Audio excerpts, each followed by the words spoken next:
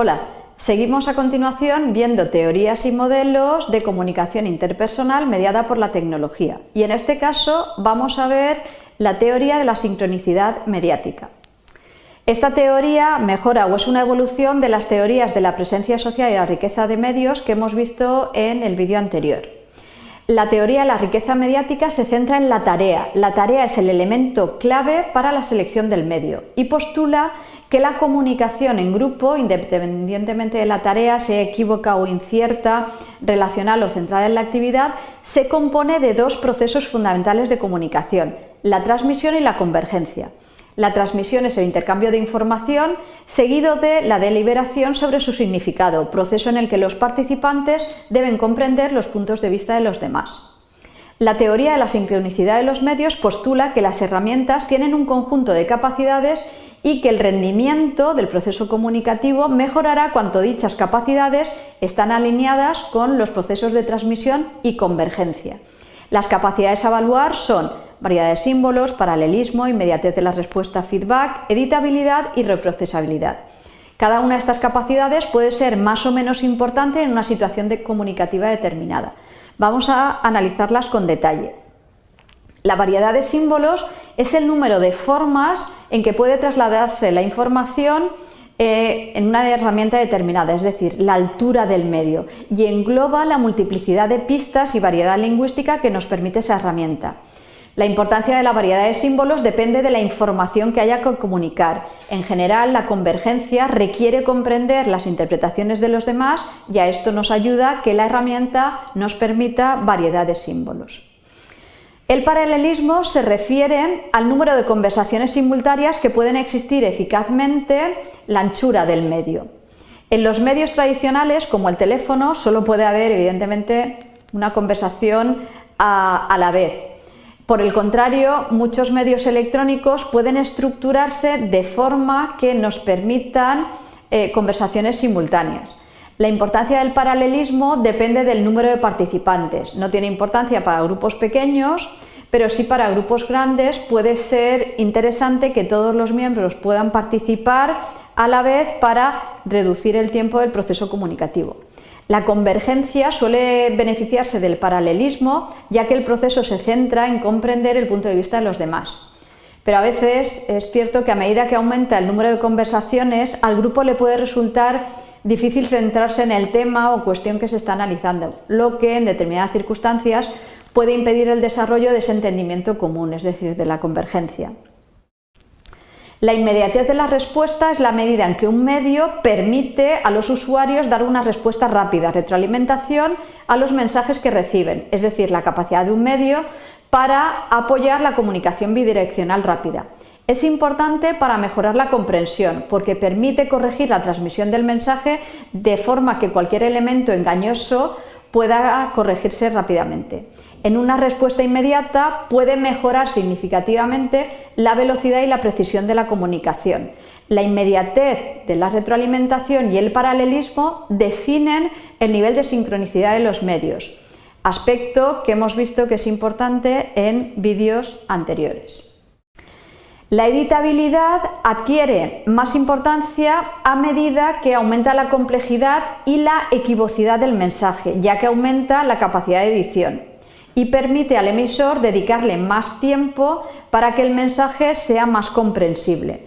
Por el contrario, es menos importante para mensajes sencillos. Si comparamos la capacidad de edición con la inmediatez, en general no van de la mano. Las herramientas con alto nivel de editabilidad suelen tener una baja inmediatez. Por último, la reprocesabilidad.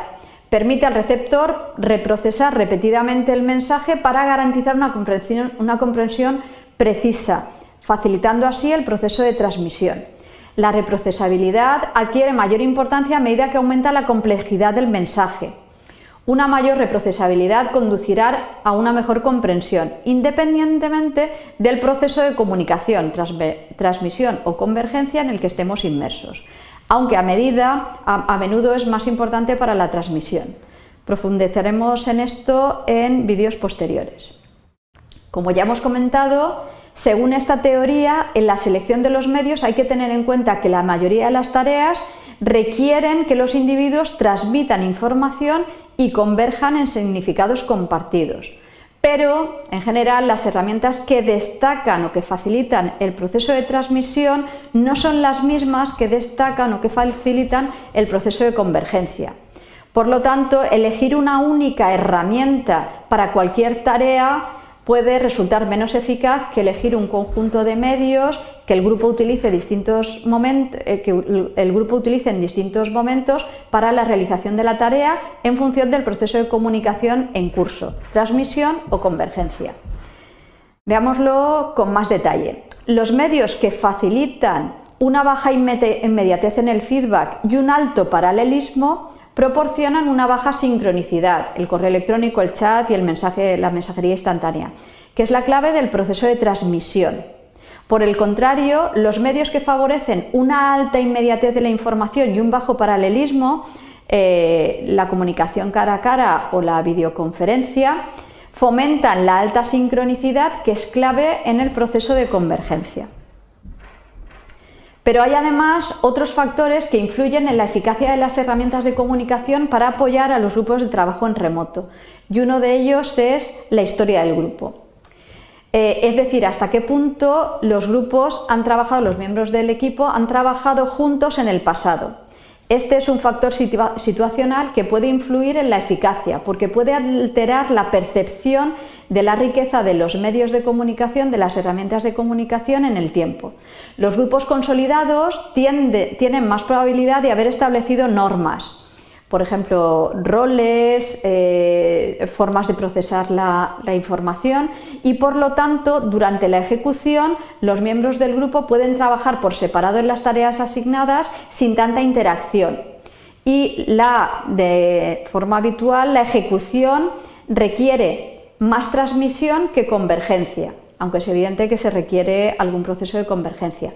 A medida que un grupo madura, es probable que sea capaz de llevar a cabo todas las tareas y las funciones, al menos para proyectos rutinarios, con intercambios de información mucho menos ricos. Por el contrario, los grupos recién formados, por ejemplo los grupos ad hoc, tendrán menos normas establecidas, tienen menos historia, y esto dará lugar a que necesitamos procesos más complejos para transmitir información y sobre todo para la convergencia. Antes de que los miembros de un grupo recién formado puedan trabajar juntos de forma eficaz, a menudo necesitan conocerse mejor y realizar actividades de comunicación socialmente relacionadas que se desarrollan mejor a través de medios con mayor presencia social. Así, los grupos recién formados, los grupos con nuevos miembros y los grupos sin normas aceptadas requerirán de un mayor uso de medios con alta sincronía, alta retroalimentación y bajo paralelismo. Esto significa que los requisitos de comunicación de los grupos serán diferentes a lo largo del tiempo, en función de las experiencias compartidas. Las percepciones sobre la utilidad del medio, de las herramientas de comunicación para una determinada tarea y la capacidad del grupo para llevarla a cabo en un determinado medio variará con el tiempo. A medida que los miembros del grupo se conocen mejor con el tiempo, comparten experiencias comunes, que pueden ser evocadas por mensajes muy sencillos, ese grupo puede trabajar de una forma más ágil. Por lo tanto, con el tiempo los grupos requerirán menos procesos de comunicación de convergencia o, lo que es lo mismo, menos uso de comunicación de alta sincronía, alta retroalimentación y bajo paralelismo. Recapitulando, hemos visto en estos vídeos 3 herramientas. Hemos conocido los fundamentos y dónde ponen el foco. En el caso de la presencia social, el foco está en el rendimiento de la tarea, se relaciona principalmente con el tipo de interacción requerida, relacional o centrada en la actividad. En el caso de la riqueza de medios, se propone que el rendimiento de la tarea mejorará cuando las necesidades de la tarea se ajustan a la capacidad de la herramienta para transmitir información. Y por último, en la teoría de la sincronicidad de medios, que es una evolución de las dos anteriores, el foco también se pone en el ajuste tarea-herramienta.